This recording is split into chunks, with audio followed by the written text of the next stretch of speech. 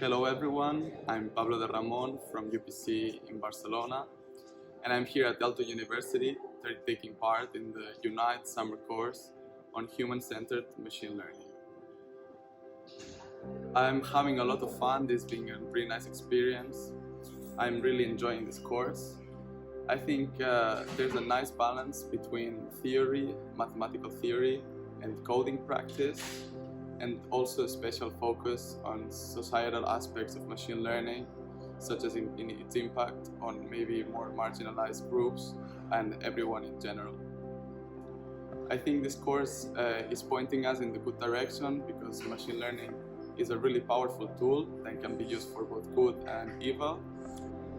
Along those lines, I would like to add that this course has given us the tools to tackle these problems and use this technology for the better of our society.